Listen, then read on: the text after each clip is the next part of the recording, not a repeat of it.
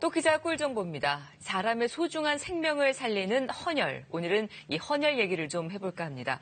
한 번에 찡그림이면 소중한 생명을 구할 수 있는데요. 그런데 최근 전반적으로 헌혈에 참여하는 사람들이 줄어 혈액 수급에 빨간불이 켜졌다고 합니다. 자, 김기훈 기자, 특히 겨울철만 되면 참여자 수가 급격히 줄어든다고요. 네, 그렇습니다. 두 분은 헌혈 해보셨죠? 남성들은 군대에서 많이 하고 20, 30대는 많이 했는데 요즘 잘 안 하게 된 것 같아요. 저도 몇 년 동안 이렇게 주기적으로 한 적이 있었는데 최근에는 그렇게 한 적이 없네요. 네, 헌혈을 할 수 있다는 건 행복하잖아요. 남도 도울 수 있고 건강해야지만 할 수 있기 때문이잖아요.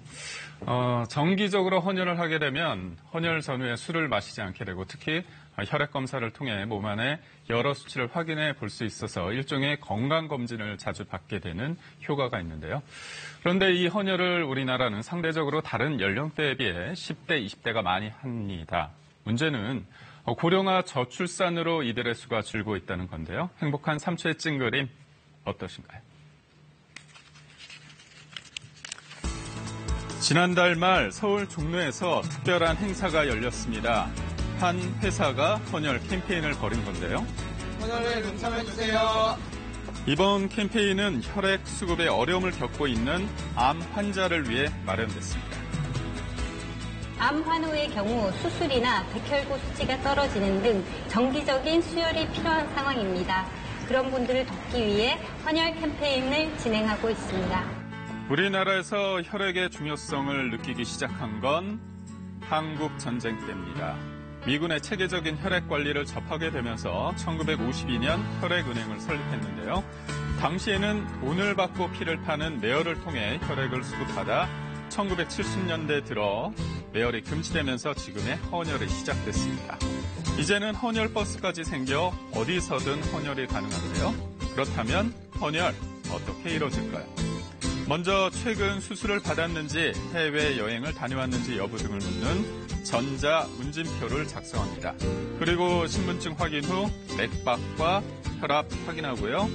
몸에 열이 있는지 체온을 측정한 다음 마지막으로 간이 피검사를 통해 헤모글로빈 수치를 확인하면 헌혈 적합 여부 나오는데요. 이 결과에 따라 헌혈이 진행됩니다. 헌혈은 혈액의 모든 성분을 뽑는 전혈과 혈소판 등 일부 성분만 뽑는 성분 혼혈로 나뉘는데요. 전혈은 320에서 400ml, 성분 혼혈은 250에서 500ml를 체열하는데 각각 15분, 1시간 정도 걸립니다. 전혈은 2개월마다, 성분 혼혈은 2주마다 가능합니다. 헌혈한 혈액 중에 적혈구는 35일 보관은 가능하고 또 혈소판은 5일밖에 보관이 되지 않아서 지속적으로 헌혈을 해주시는 것이 필요합니다. 더 많은 사람들의 참여를 이끌어내기 위해 특별한 공연도 펼쳐졌는데요.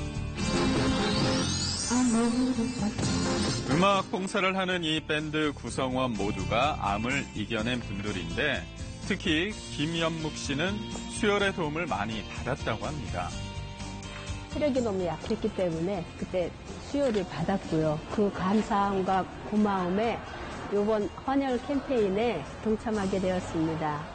헌혈 캠페인을 기획한 회사 직원들도 점심시간을 이용해 헌혈에 동참했습니다. 분이라도 짧게 내서 암 환우에게 새 생명을 줄 수 있었던 것 같아서 뜻깊었던 것 같아요. 우리나라 헌혈 참여자 중 70% 이상이 10대에서 20대입니다. 헌혈 공급 대부분을 학생이 떠받치고 있는 건데요. 혈액 수급이 원활한 타이완이나 일본은 30대 이상이 60에서 70%로 안정적인 혈액 수급을 위해서는 중장년층 직장인과 기업체의 적극적인 동참이 필요합니다. 만약 지금처럼 젊은 층에서만 헌혈을 할 경우 저출산으로 인해 헌혈 수는 줄고 수혈이 필요한 고령층이 늘면서 심각한 혈액 부족 사태가 벌어질 수 있기 때문입니다. 동절기 같은 경우는 연휴라든지 날씨 관계, 특히 학생들 방학 때문에 혈액 부족이 늘 오곤 하는데 최근 들어서는 더 극심해져서 병원에서 수혈할 혈액이 없다는 아주 심각한 상황입니다. 헌혈에 대한 오해 때문에 헌혈을 꺼리는 분도 적지 않은데요. 몸이나 혈액에 별로 좋지 않다라는 그런 소문이나 루머를 들은 적이 있어서 먹는 약들이 있어서 시도를 해보지는 않았습니다. 헌혈은 먹는 약이 있거나 빈혈이 있으면 참여하기 어렵습니다. 헌혈이 가능한 사람은 만 16세부터 69세 사이로 남자는 몸무게 50kg, 여자는 45kg을 넘어야 하는데요. 또한 최근 한 달 내에 해외여행을 다녀왔거나 지나친 음주나 수면이 부족한 경우에도 헌혈은 불가능합니다. 간혹 피를 뽑으면 건강에 좋지 않을 거란 생각에 기피하는 분도 있는데 오히려 헌혈을 하게 되면 혈액 검사를 통해 우리 몸 안의 여러 수치를 확인할 수 있어서 일종의 건강 검진을 우리 받는 몸속의 혈액량은 체중의 약 7% 정도로 이 중 약 15% 정도는 비상사태를 대비해 비축하기 때문에 320에서 400cc의 헌혈은 우리 몸에 부담이 되지 않기에 건강에 해롭다는 건 사실이 아닙니다. 이렇듯 몸에 해가 되지 않으면서 남을 도울 수 있는 헌혈을 하면 상품권 등의 기념품도 제공되는데요. 이때 기부권을 선택하면 연말정산 때 세금 공제 혜택도 받을 수 있습니다. 헌혈증이 있으면 수혈 받을 때 본인 부담금도 면제되는데요. 단 헌혈증은 재발급이 되지 않으니 잘 보관해야 합니다.